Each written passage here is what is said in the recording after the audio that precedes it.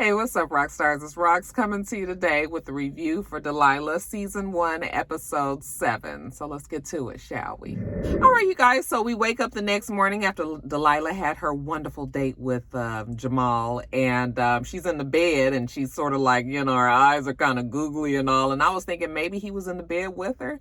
But no, that would be too unlike Delilah. But she still is celebrating, okay, some form of virginal postcoitalness. She's so excited, Jamal is texting her about what a fabulous night they had of all that dancing and snuggling and kissing and whatnots. And she is just so happy, you guys. She gets up and walks to the other room because she almost has to pinch herself. Is this real? She walks to her kids' bedrooms and ain't no kid there. Y'all know how that feels. She's just like, yes. So the day is starting off swimmingly. She's going in the bathroom to get her day started. There's a knock at the door and it's Mason. All right, she's got the music blasting. He was like, are we having a party? And she was just like, oh no, but she sure was enjoying herself, you guys. Well, he's got some information on this whole Pine City Trust P.O. box.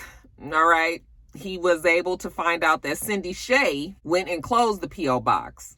She had a key to it and everything. So now Delilah is like, oh my goodness, Cindy Shay, which is Gary Shay's wife, the one that supposedly killed himself earlier in the season. Now, is she involved? Jumping over to Tamra, she also wakes up, okay, and her face is down on the bed. I thought Mr. Perfect, the mayor, was laying next to her. She reaches over, though, and he is not in the bed, okay? Not only is he not in the bed, but he ain't even in the house. She gets up and goes and finds a note that he's left and says that he had to run to Raleigh for a quick business trip. He'll be back tomorrow. And I'm thinking to myself, like, nigga, you couldn't wake her up and let her know that you was leaving? Who darts out and leaves his fiance and don't be like, baby, I got to, I mean, it was that you had to go do that. So see, something's up with Mr. Perfect. He ain't so perfect, the mayor. Okay. Something's going on. Why would you just leave this woman and not even have the decency to wake her up and tell her that you was going for a whole damn day? So anyway, so now she's upset. So she calls him. He doesn't answer, but she leaves a voicemail. And she's like, you just left and today was supposed to be our day of planning for this wedding. And now you done left me, carrying the ball and all of this. Then she feels bad, I guess, for chastising him and says, I know you're busy and, just kind of, can you please call me back, and I love you and all of this, right? She's always kind of downplaying how she feels because Mr. Perfect, the mayor, is so perfect and she wants to be perfect for the mayor as well, you guys. So, but yeah, we definitely got our good eye on Mr. Perfect, the mayor. I was like, girl, that wedding is about to be on the back burner.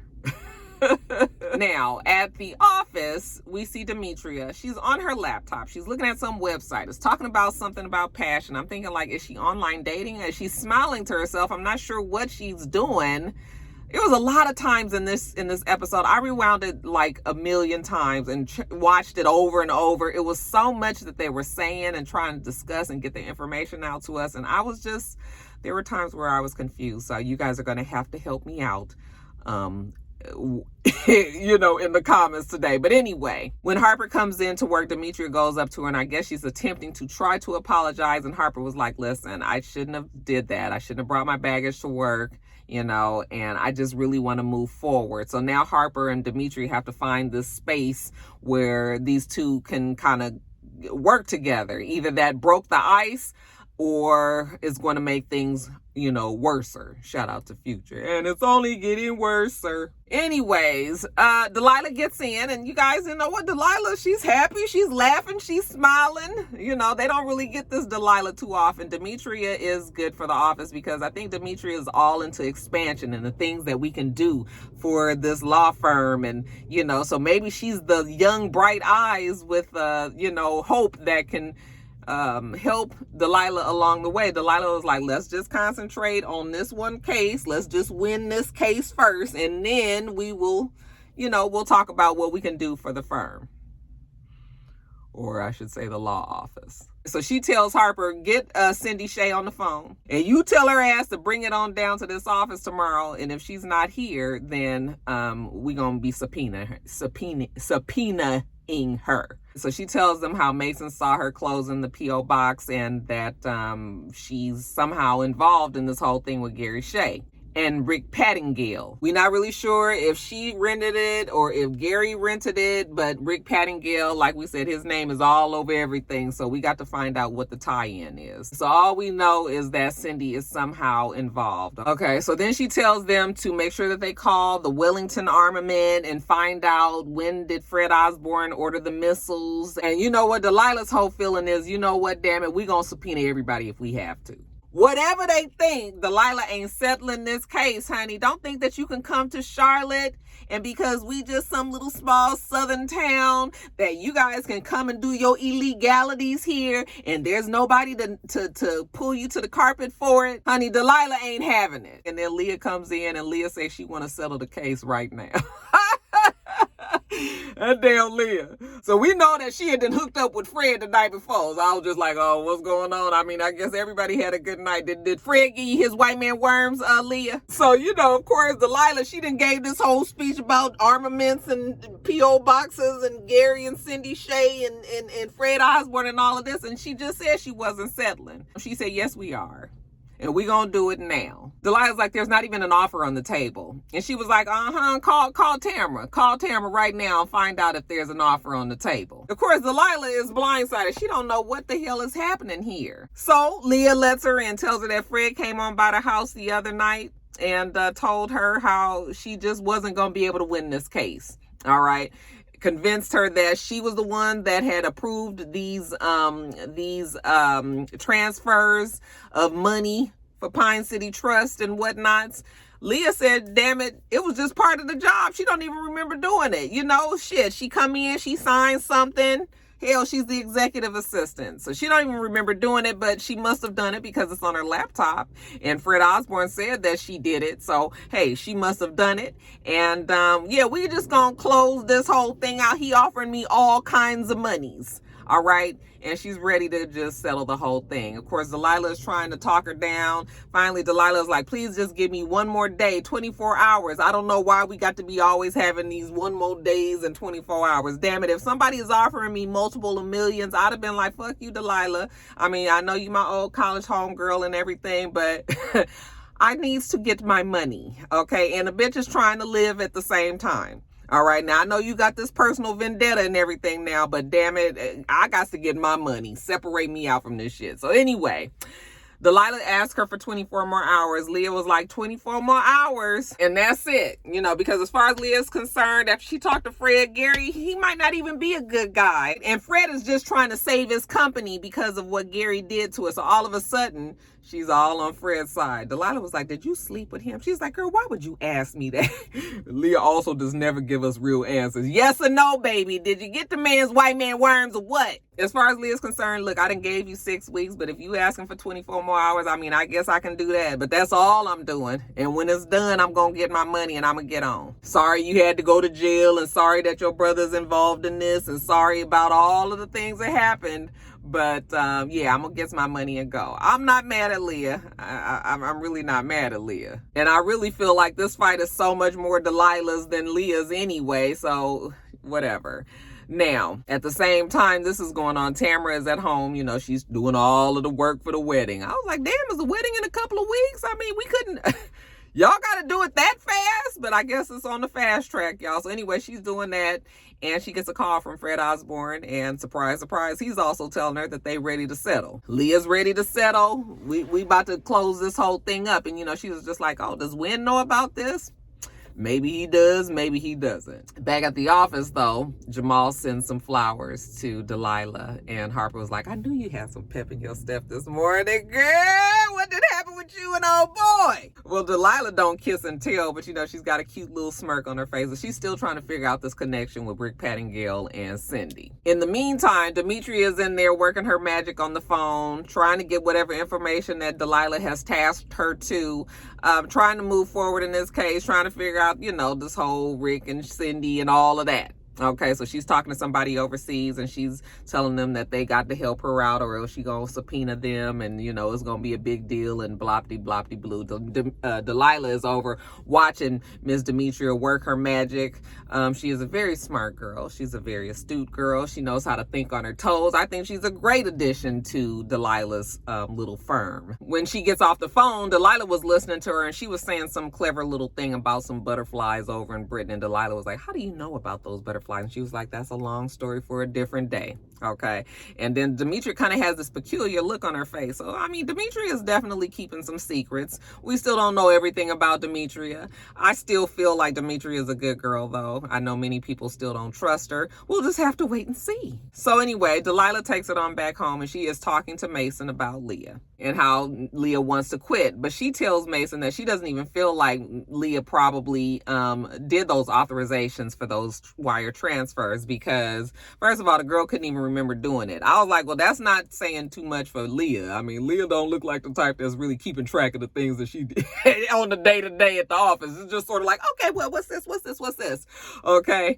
But, of course, Delilah feels like they put that information on her laptop once they got the laptop, once they stole the laptop from her. And then, of course, remember, it just showed up suddenly in the dumpsters because they believed that she put, that information was put on there. And remember, Chief Connolly cloned the laptop. So we got the information that was on there. And so she just has 24 hours. She's got to prove that, Fred Osborne is the bad guy here and there's some shit that Osborne Tactical was doing with these missiles and these radios and this whatever, and that they, had a hold of her laptop and it was some trickery that had been happened. Mason says that he can't believe that she's going to settle knowing that, your brother Nate is involved in all of this. And I don't know what it is that Mason said or did, but, Delilah looks at him and looks like she looks at him with new eyes. She was just like, and he was like, did I say anything wrong? And she said, no, you said everything right, like you always do. And I was like, now, what is this with Mason and Delilah? Are we going to find out this season? You guys know next week is the season finale. Are we going to find out whatever this little sexual tension is that's between the two of them? Like, here's the love of your life right underneath your nose, and you over here with Jamal because, he's cute and sexy or whatever, but is Mason really the one for you? I know I'm not the only one seeing the sexual tension, right? Don't y'all see it too? Okay. Or not even sexual. I mean, just there's something there. While she's over there talking to Mason, back at the office, Harper is looking at a court show. And, she's smiling to herself as she's watching on her laptop. And then she calls Demetria. Okay, girl, come here. I got some shit to tell you. All right. So she's telling Demetria how she couldn't figure out this whole Cindy, Gary, Shay, Rick Pattengale connection. But then she was just like, maybe Cindy knew Rick in a different life. Okay, went back to her maiden name, found out that they both were on this show, The People's Judge, and that they both were actors on there, but they were involved with each other. Demetria was like, well, how did he get wrapped up with the Army? See, they still don't know all the connections, but at least we now know that Cindy actually knew Rick Pattengale probably before she even knew Gary. So now we got to call Delilah. And you guys, it did feel good to see that the girls are forming some sort of sisterhood. So like I said, it could have been bad or it could have been the icebreaker. And I think that situation last week was the icebreaker. So they called Delilah and she was just like, well, you guys are killing it down there. I said, girl, you got you a good little batch of girls. Come on, we could do something with this law office, if everybody works together. She was like, because you guys gave me this good information, y'all open up that bottle of wine that's up underneath my desk, have at it. Okay, of course, after business hours. But you guys go on and celebrate, okay, all your hard and great work. So that's what they do. They actually bust open the bottle of wine and they actually look like they're trying to move forward. Demetria starts to tell her about her life. We get a little peek into her life, that she actually had been married before. She was divorced, but she was with a person for some years. She said that he was the one that stole her breath. I mean, she was that much in love with him. Everything was going great. She was in school. I guess he was in school. They were together for 7 years. And then he just started to act very strangely. Act so strange that she ended up leaving him because she just couldn't deal. And then he continued on to be very erratic in his life. And they found out some years later that he had a brain tumor. So they did remove the brain tumor, but then he, it had spread to other parts. It turns out that he had cancer. She did stop school because she wanted to help take care of him. So she did do that. She took care of him. He ended up dying. And she said that it was tough for her to get back to law school, but this is where Harper comes in. She said, I was very much the same way. I had something very traumatic happen to me, and I did not see my way back to law school. At least I didn't think I was seeing my way back to law school, but she was like, but I did it, and so can you, and Harper was just like, well, how did you do it? And, it's just you've just got to be able to tell yourself that this is what you're doing. So these two were able to relate on their past issues in life, and maybe Demetria was sent there to help Harper make it back to law school. She's a very smart girl, so why not? Now, back at the house, Delilah is with the kids. They're back home. How was your visit with baby daddy Gordon? And they said it was fine. All right. Maya says that the son has a crush on Katia. And he was like, no, I don't. She's ugly. You know how kids are. And, so she's teasing her. She was like, Katia's not ugly. I guess Maya looks like she's probably dealing with Katia. I guess Katia's been over there more and more. It was funny because her son was like, where's Dion? And Delilah was like, why, you miss him? Because he act like he get on his fucking nerves when he's at the house. And he was just like, no, I just know that when Maya is practicing her violin, she has to stop around 9 o'clock when Dion is here, because Maya's like, I'm about to go practice. But anyway, you guys, while they're at the table talking, there's a knock at the door, and it's Tamara. Tamara comes on in, and she was just like, girl, we're going to have to talk about this settlement. Delilah was like, there ain't going to be a settlement. And she was just like, your client wants to settle. Okay. Well, Delilah said it's more than just her client. And Tamara was like, girl, what is wrong with you? Don't you realize that even if you don't want to settle, this is your client's choice. And if your client wants to settle, she just going to get somebody else that's going to help her through the settlement process. I mean, they'll fire us and get somebody else, and they'll get it settled, and it will be done. All right. Leah is going to be very rich when this is over. Of course, Delilah is now saying because Nate is involved in the army and all of that, like she has to see it through. So that's why I was just like, well, girl, maybe you need to separate it out. I mean, you can go forward with a case without Tamara. Let Nate be the one, even though Nate is over there crying about his wife and Debo, but he probably ain't trying to be no plaintiff right now anyway. But you're gonna have to, I don't know how Delilah feels like she can just tell Leah not to take millions of dollars from Fred Osborne. Now, they never said how much it was, but the way she's saying she's gonna be wealthy after this, it's a good piece of money. So Tamara's trying to explain to her, girl, they've already talked. They've already met. They've been behind our backs. Like, we can't even control this right here. We just need to try to, get the mediator. We need to try to get this settled. So Delilah is like, whatever. So they look at a list of judges. Okay. Most of them conservative. Ain't nobody damn black. And if they are, they kind of Clarence Thomas like. But there is one woman that's there from Tacoma. We're going to go on and let her be the mediator. They're talking, and Delilah finds out that Tamara hasn't talked to Mr. Perfect, the mayor, that day because he had to run away to Raleigh for work. And she was just like, so you haven't talked to him at all? And she was like, no, but it's okay. Our relationship is okay. All right. And then she says, Delilah, don't give me that look. And she was like, what's the look? And she was just like, how Tamara feels like Delilah is judging her relationship. She says she knows where their relationship is. Don't worry about it, sweetheart. Don't worry about it, sweetheart. That splat. So anyway, while they're talking about that, there's a knock at the door, and it's Mason. Okay. And he just kind of walks in and was just like, the wire transfers are fake. And Tamara was like, are those the wire transfers that you're talking about from Fred Osborne to the Pine City Trust? Fred told her about it earlier that day.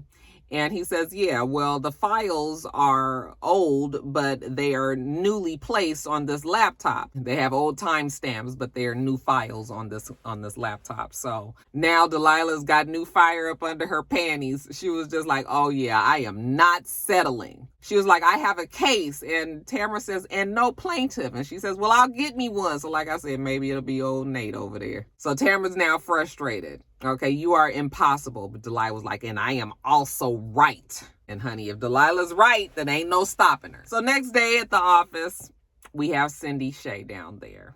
And this is the scene where, you guys, I swear I watched it 22 times. That is how many times I rewound it. Now, granted, I did also have, it was 420. I had a little smidgen of a gummy. I was so confused, okay?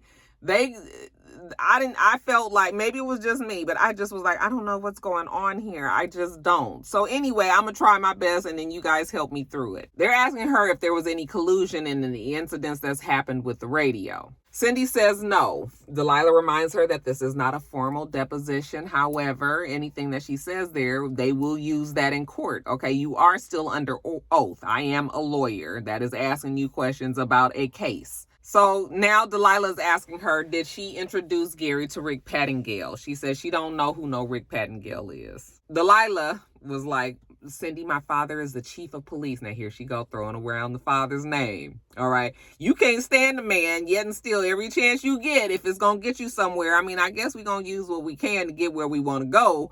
But still, my father is the chief of police, and we can talk to him about immunity and getting you protection, but you have to speak. You have to talk. Who is this Rick Pattingale? So then Cindy comes semi-clean, I suppose. She was just like, I can't believe Gary's left me with this mess. But she says that she and Rick Pattingale was a couple back in the day. Everything was going good, but then he became an alcoholic, and so they broke up. Shit wasn't working out. He ended up going to the Army because he was trying to dry out, so this was going to keep him in line, keep him in order. And she introduced him to Gary because he was on this new panel where he was the one that reviewed contractor bids. So Gary, working at Osborne Tactical, she introduced him to them so that they can get this contractor bid, so he could secure it. Gary introduced him to Fred Osborne. Fred Osborne paid Gary $100,000 to get that contract secured with the Army. Delilah wants to talk to Rick Pattingale. Can you set that up? And she said, I wish I could, but I don't even know where he is. He got spooked after Gary died, and he's been on the run. So she supposedly hasn't spoken to Rick Pattingale since. So they're trying to figure out what is the connection with Gary and Pine City Trust. And she said that Gary had her set up Pine City Trust. Okay, so it's finally making sense when I read the notes today. Okay, I think it's making sense. She set up Pine City Trust so that she can make payments, I guess special payments to Rick Pattingale for securing this contract, and nobody would know. But once the radio started tripping and shit, Rick wanted more money. So he was pressuring Fred Osborne for the more money. All right, and then so Gary being the middle person in all of this, Gary started feeling bad, because he knew that the radio was tripping and people were dying as a result of it. So now all of a sudden, I think Gary had a change of heart and he wanted to say something. And he was in the process of cleaning it all up, trying to get it all under control. And then Delilah showed up and fucked everything up, and they brought the attention to the problems with the radio and all of that. And so now, because Gary was already having this bleeding heart and wanting to tell, they was like, we got to kill Gary. So gosh, it's interesting how sometimes after I write my notes, even though I didn't get it the night before, sometimes when I just talk it out in the video with y'all, it makes more sense. Now, I'm not sure if I'm still 100% on point, but I'm telling you, last night, I ain't knew what the fuck they was talking about at all. I mean, at all. I wrote the notes down, but I was like, this don't make sense.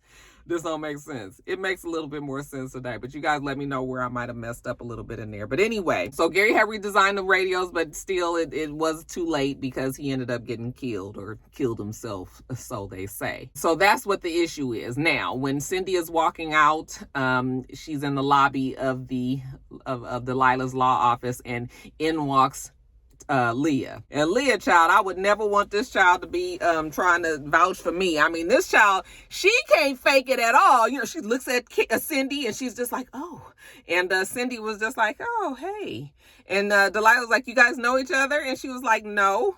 And that's what Leah says. But Cindy clearly knows who Leah is. And she says, yeah, well, actually, she came by the house and she brought clothes from Osborne Tactical to Gary. Okay. The people at Osborne Tactical loved him so much that even after he was fired, they gave him a baby shower. So she's the one that delivered the stuff. Okay, but it's still the exchange between the two women is weird. Like, we don't really know what's going on, what the problem is here, you know, and it's all this. Leah's just sort of like, yeah, that's what happened, you know. And of course, Delilah ain't knew nothing about none of this. Leah conveniently had left that out. So anyway, Cindy was just like, okay, well, let me get on. Good seeing you again, Leah. And, you know, Delilah is looking at Leah like, another thing you lying about. So when she walks out, she was like, so you gonna just not tell me that you went to Gary's a couple of days before the man was dead? Not even a couple of days, the night before. What you taking shit over there for anyway? You was already fired. And Leah was like, well, Fred didn't know who else to call. I mean, I was his executive assistant for so long.